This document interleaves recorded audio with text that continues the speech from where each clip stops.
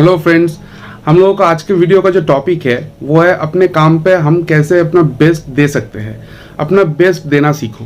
तो हम लोग अपने करियर पे अपना बेस्ट नहीं देते हैं ना। बहुत सारे लोग अपने सामने को देख के घबरा जाते हैं कि जो शीर्ष पे बैठा है उसको कभी बीट नहीं किया जा सकता और उसका सेल्फ कॉन्फिडेंस एकदम हिल जाता है। और बहुत सारे लोग तो डिस्ट्रैक्शन का भी शिकार है, डिस्ट्रैक्ट जल्दी हो जाते हैं। तो इसलिए अपना 100% अपना बेस्ट अपने काम पे नहीं दे सकते, इसलिए कुछ ढंग का कर भी नहीं पाते।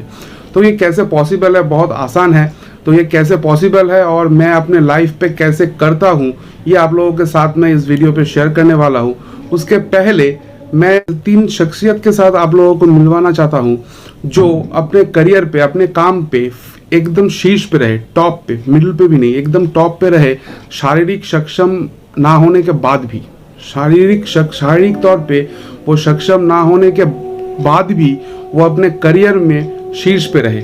आप सुन के हैरान हो जाएंगे उन तीनों शख्स के बारे में। चलिए, मैं हूं शुभांकर, आज का वीडियो शुरू करते हैं। पहला जो शख्स है वो एक लड़की है। 1988 के 20 जुलाई वो अंबेडकर नगर यूपी में जन्म ली। उसके बाद 2011 12 अप्रैल उसका रेल एक्सीडेंट हो गई। वो लखनऊ से दिल्ली आ रही थी CISF का एग्जाम देके।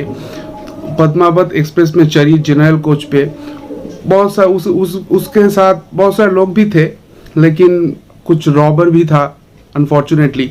तो उनका गोल्ड चेन और पर्स जो था वो स्नैच करने की कोशिश कर रही थी वो।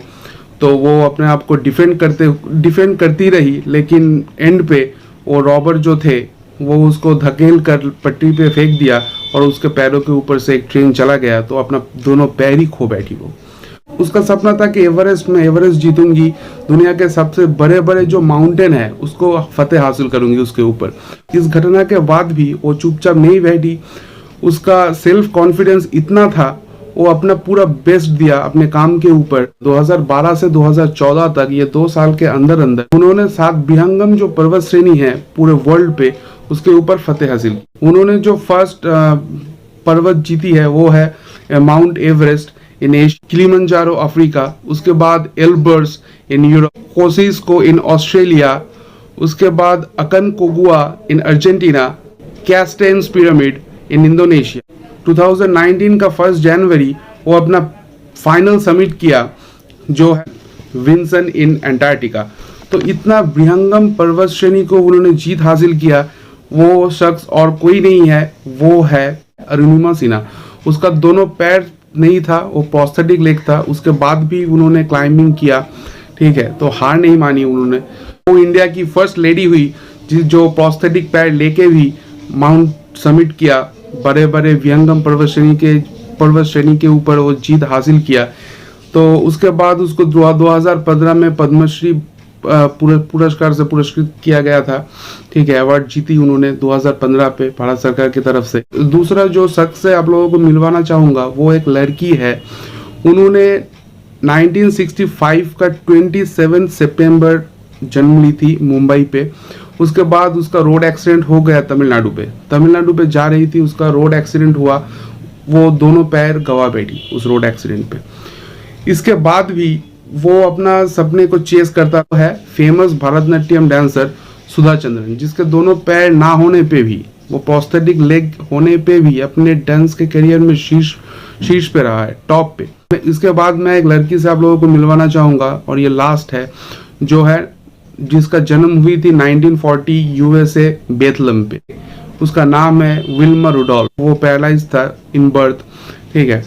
तो उसका डॉक्टर उसको मना कर दी थी कि उसका डॉक्टर डिक्लेयर कर दिया था कि तुम कभी चल नहीं सकते। उसके माँ ने जो वर्ड बोला उसके ऊपर वो बेस करके ना सिर्फ चली बल्कि ओलंपिक जैसा गेम पे वो दौड़ी एंड गोल्ड मेडल जीती, वो जीत हासिल की। वो वर्ड आप लोगों को मैं सुनाना चाहूँगा, गौर से सुनिएगा और जितना अंदर तक वो जाएगा उसको जाने देना।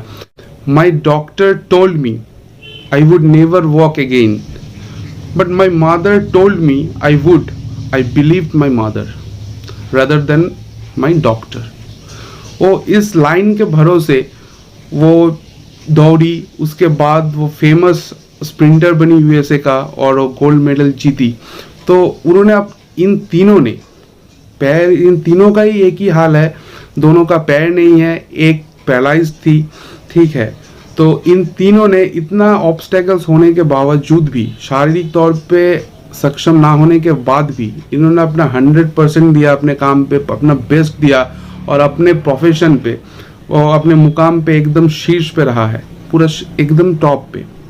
तो ऐसे ही होता है दोस्त। और मैं छोटा सा बोलना चाहूँगा कि ये फ़ोटो आप देखिए, आप ये फ़ोटो देख सकते हैं कि नेचर भी अपना 100% देता है, एक पेड़ भी अपना 100% देता है। इस पेड़ को आप देखिए, एक रास्ते के साइड पे पीच के ऊपर ये उगा है और ये फल से हरा भरा है। तो ये भी अपना 100% दिया है, जितना छोटा भी क्यों ना हो। तो वो तो बोल सकती थी कि यार पीच में कैसे मैं जड़ अपना प्रसारित करूँ, शाखाएं कैसे लंबा करूँ, तो बोल ही सकता है वो।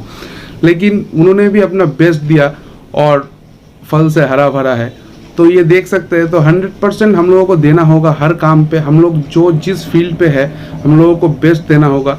इसको अगर आप बारीकी से देखें कि कैसे होगा, बहुत सारे लोगों का क्वेश्चन है कि कैसे होगा। ये संभव है, ये संभव है सेल्फ कॉन्फिडेंस से। ये आता है सेल्फ कॉन्फिडेंस से कि हम लोगों के सामने जो भी है, जो भी शीर्ष पे बैठा हुआ है और जो भी टॉप है, उसको हम लोग बेशक बीट कर सकते हैं। हम लोग बेशक उसको बीट कर सकते हैं, क्योंकि उन्होंने भी कहीं ना कहीं हम लोगों के तरह ही शुरुआत किया था। तो हम लोग भी शुरुआती स्टेज पे है। तो हम लोग अभी अपना अगर बेस्ट दे, पूरा का पूरा बेस्ट अपने काम के ऊपर फोकस करे और बेस्ट दे, तो आज वो अपना जो हम लोगों का जो मॉडल है, रोल मॉडल है, जो आज वो जिस जगह पे बैठा हुआ है अपने करियर में, तो हम लोग जा सकते हैं, जो जिस फील्ड पे हो, चाहे छोटा से छोटा और चाहे बड़ा से बड़ा। तो 100% देना होगा दोस्त।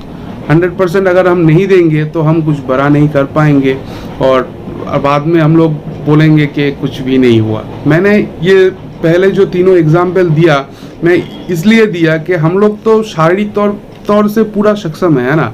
तो वो शारीरिक तौर पे सक्षम ना होने के बाद भी उन्होंने अगर अपना 100% दे के, अपना बेस्ट दे के वो अपने फील्ड पे टॉप पे जा सकती है वो तीनों, तो हम लोग क्यों नहीं।